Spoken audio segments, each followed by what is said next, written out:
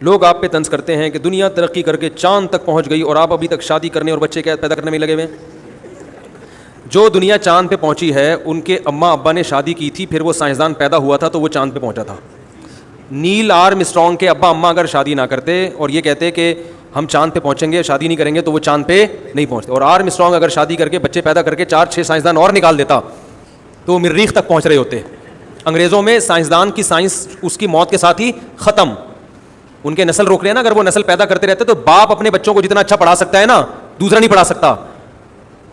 انگریز اب دوسروں کی صلاحیتوں سے فائدہ اٹھا رہے ہیں. انڈیا کے سائنسدان امریکہ کی مدد, یعنی امریکہ میں جا کے پڑھ رہے ہیں, مسلمان لوگ جا کے, دوسری ملکوں کے لوگ جا کے وہاں پڑھ رہے ہیں, ان کی اپنی اولادیں نہیں ہو رہی. تو اگر وہاں کے سائنٹسٹ شادی بھی کرتے رہتے اور بچے بھی پیدا ہوتے رہتے, اور تو انہی کے بچوں میں اور بڑے بڑے سائنسدان پیدا ہوتے. کسی نے مجھ سے کہا علامہ ابن تیمیہ رحمہ اللہ نے شادی نہیں کی تھی تو وہ دین کا کتنا کام کیا انہوں نے. میں نے کہا ان کے ابا نے بھی دین کا بڑا کام کیا, مجد ابن تیمیہ جن کا نام تھا. اگر وہ یہی جذبے سے شادی نہ کرتے تو ابن تیمیہ پیدا نہ ہوتے. سمجھ رہے کہ نہیں سمجھ رہے؟ یہ تو ایسے ہی ہو گیا نا. لوگ دیکھو شادی تو آپ کی باڈی کی ریکوائرمنٹ ہے.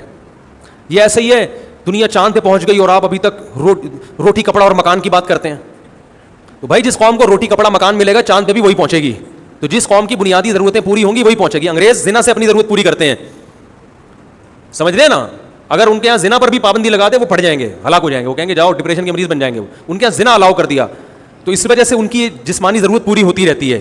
تو پھر وہ پڑھائی میں بھی دل لگتا ہے, ہر جگہ دنیا میں ترقی کرتے ہیں. لیکن ان کا معاشرہ اخلاقی لحاظ سے تباہ ہو گیا. تو اسلام کہتا ہے بھائی آپ کی باڈی کی ریکوائرمنٹ بھی پوری ہونی چاہیے, لیکن معاشرے کی ریکوائرمنٹ بھی پوری ہونی چاہیے.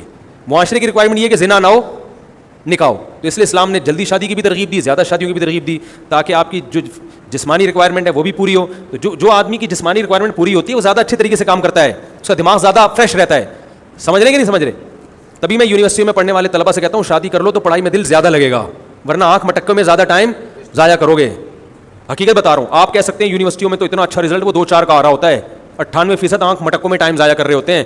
ہم نے بھی اداروں میں پڑھا ہے, اسی ماحول میں پیدا ہوئے ہیں, کو ایجوکیشن میں بھی ہم نے پڑھ کے دیکھا ہے. 98% لڑکے آنکھ مٹکوں میں ٹائم ضائع کرتے ہیں, 2% پڑھنے والے ہوتے ہیں. سمجھ رہے کہ نہیں سمجھ رہے؟ تو اگر یہ کو ایجوکیشن سسٹم نہ ہو اور بر وقت شادی ہو جایا کرے تو یہ 98% پڑھیں گے, 2% ٹائم ضائع کریں گے. سمجھ رہے؟ 100% پھر بھی نہیں پڑھیں گے, یہ بتا دوں میں آپ کو.